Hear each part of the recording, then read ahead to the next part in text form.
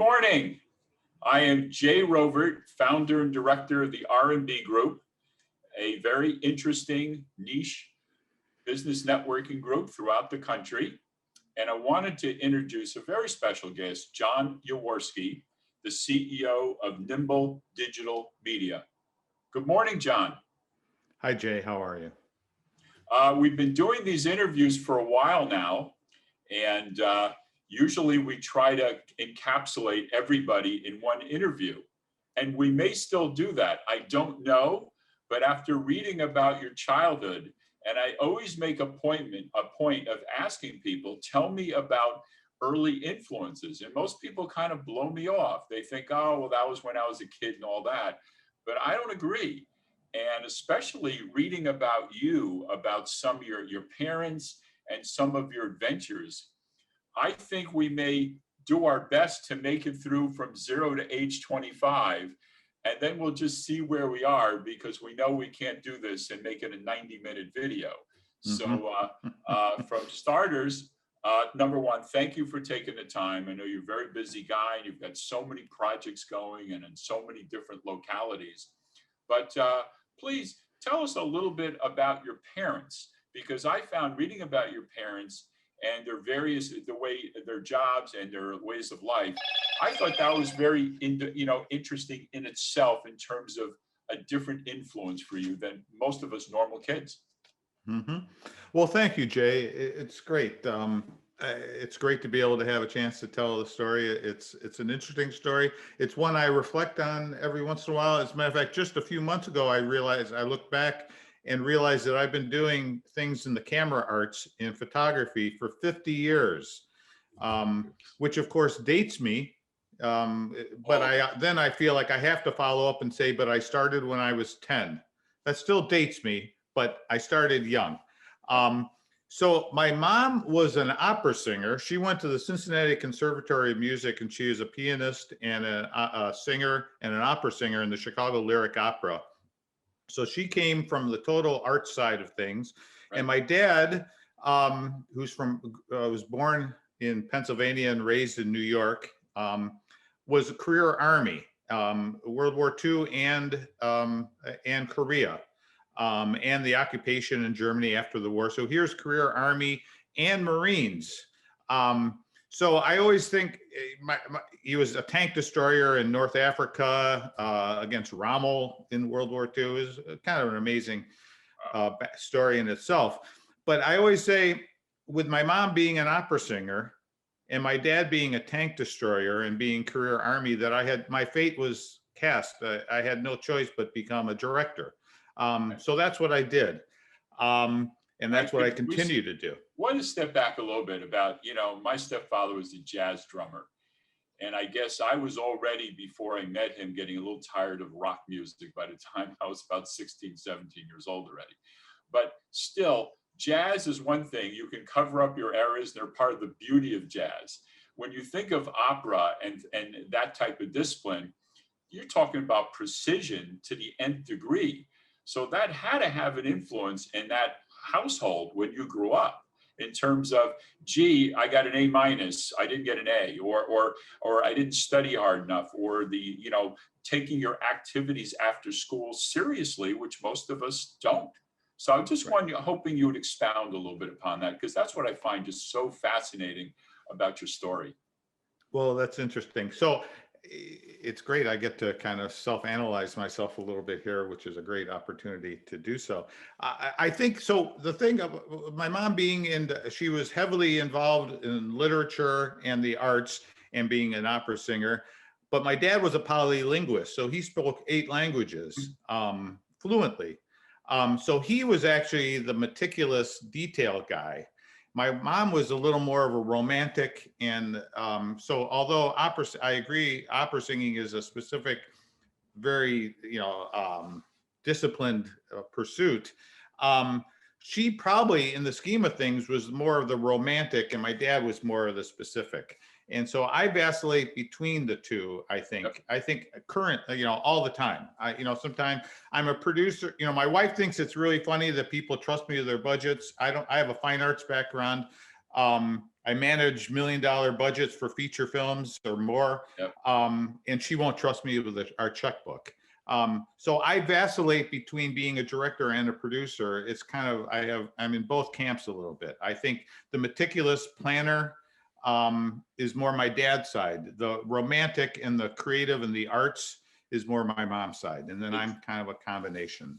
Well, you know, I studied Pisces math when I was in grade school, which is 2 and 2 is 5. So I certainly relate to that.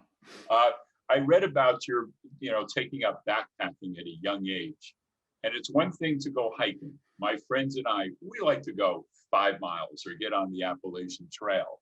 But when you're talking about going to Yellowstone and then hiking the length of Yellowstone, and I'm assuming camping out and not in a 4-star restaurant or even a diner, that's a whole other level of taking up hiking in the outdoors. So please give us a little color to why, how, and what drove you to that. Sure. So I started in the scouts and camping, and I was very into camping in the outdoors. I think the biggest thing about our backpack in the Yellowstone is just, it wasn't a guided thing. It was just a couple friends and I. We were sophomores in high school. I think the trickiest thing was to convince our parents that we could jump on a Greyhound in Chicago and go to Wyoming. But we hiked the length of Yellowstone, 21 days, 21 or 22 days, I forget now. And that's about 70 miles, right, John? Yeah, but it's circuitous. So yeah, it's up and down. Yeah, it's up and down, and it's not a straight line. So we went from the south entrance to the north entrance. The amazing thing about it was, first of all, we got fit as fiddle. We were already young and fit, but it was part of during the backpacking boom. What was amazing was you'd be in the backcountry for 3 or 4 days and it'd be getting, a little tired of freeze-dried food. And then all of a sudden you'd walk out and be at Old Faithful, and have all the concessions and tourists and stuff. Yep. And then you'd take that for an hour or two, you realize you can't take that anymore. And the amazing thing was, and I suspect it's still the same today, it certainly is in climbing areas today. As soon as you get 10 minutes on the trail out of Old Faithful, back on the trail, no people.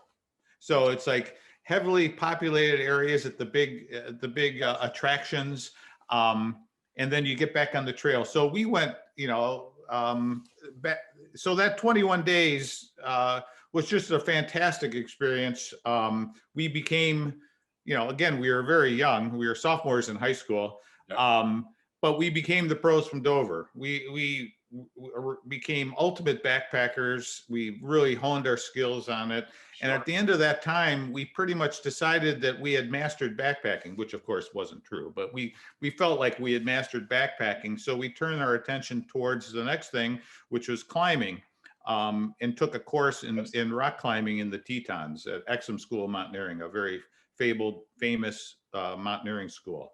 And that started of going out west and everything. Correct. In Yosemite. Correct. Now, that's right. People go to Yosemite, but they do hikes in Yosemite, but they don't generally look at El Capitan and say that's part of my bucket list. So, right. And talking about precision and making sure your profit and loss are on the same page here. That's right. Talk to us. I mean, that just, to me, I read about it. I know people do it. I just couldn't even imagine me even thinking about doing that. So, well, I think there's a reason why people use climbing as a metaphor for business. It takes a lot of strategy and planning and a little bit of luck, but you try to minimize the risks, maximize the takeaway, try to have as much fun as possible. A lot of those things are things that I've always done, and I still continue to try to operate that way. Someone I climbed with in Yosemite has become a guru in one of the leaders in business speaking. It's Jim Collins. He wrote Good to Great.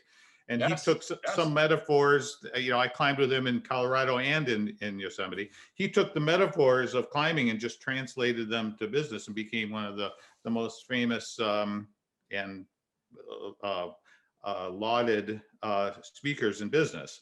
So I think it's been very interesting. I think a lot of the best things that's happened to me have happened to me because of climbing.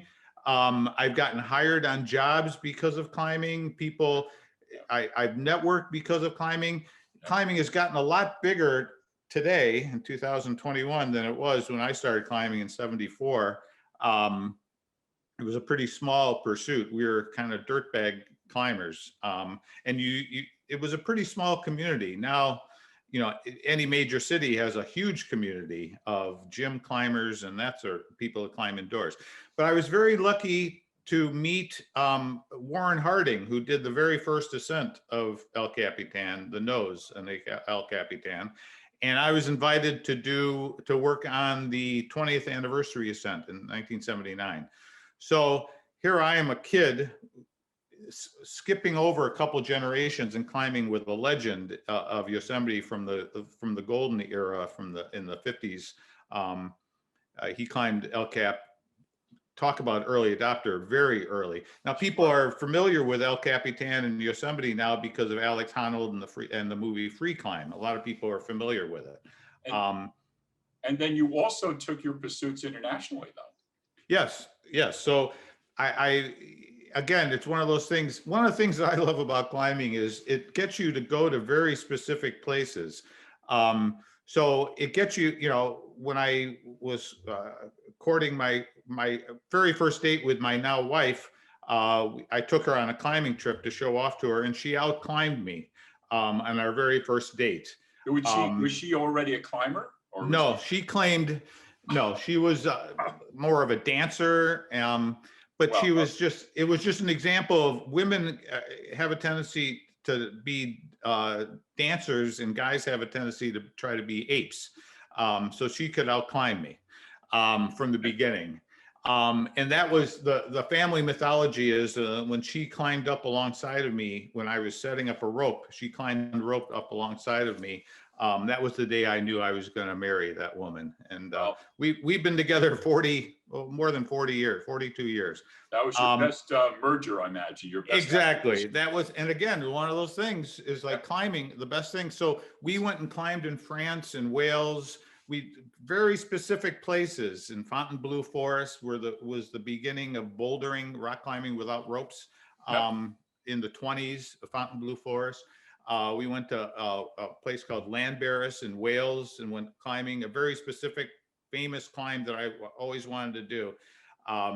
So my wife, her eyes would roll back in her head. It's like, okay, as long as we go to the Louvre, we can also go to Fontainebleau, that sort of thing. So, John, it's interesting you're talking about this with all smiles, because I remember the New Yorker had an article about a town, I think it was in Montana, where it's a pretty unhappy town because they have all these wonderful people, and they know almost every other year there's a funeral they're going to. So, true. It's nice to see you're here to talk about it and talk about what a positive influence and how many wonderful people you met. And I think you're pretty fortunate in that the people you met were survivors, or most of them are, who you're in contact in touch with today. So that's true. Well, talk about learning and persistence and goal setting. I mean, what you've done, how to make it a natural to get into business. I mean, when you set a goal or took on a job, I'm sure even if you didn't like it in the middle, you're saying, I'm not quitting. I'm not going to tell person, no, we need to revise the contract. This is how you operate. So maybe you can start off with some of your beginning experiences in terms of the business world. Sure. Well, I think there's a lot of, like I mentioned, a lot of metaphors that go along between climbing and business. Planning, pre-planning, meticulous planning, some improvisation, leaving some things open, keeping things in perspective, understanding when you should call it a day and exit. All those things are extremely valuable lessons. My favorite thing about what I do is I like problem solving and working on crews and sets and having crews tell stories. And I try to keep it as light as possible, as fun as possible, as interesting. I believe in the teamwork of let a crew. If you hire someone to do the lighting, trust the lighting person, trust the sound person, trust the camera person, and work together as a team. I think Sure. all those metaphors also work together from climbing, whether it be expedition climbing or alpine climbing, or even big wall climbing in Yosemite. Some of those things, they're specialists. Let the specialists be the specialists and do their thing. Don't try to over manage everybody. So that's one aspect, the teamwork aspect of it. The other thing I think is to think big and not to be intimidated. To just as Jim Collins wrote about, it's a series of manageable cruxes. If you Yes. look at El Capitan, or you look at starting a big company or doing a major project, if you look at it, it's not hard to get overwhelmed. If you look Sure. at the overall, but if you look at it as a series of manageable cruxes, a series of manageable steps, it's much easier to do. And Okay. so I've always kind of operated that way. And I think that is a metaphor, or a lesson that I did pull from climbing. Uh, Um, John, I think this is a perfect place to do a 30-second segue and introduce part 2 of the interview, because I think we're giving everybody a teaser of who you are and why you're very special in what you do. And maybe 30 seconds, and we'll take part 2 in a week or so.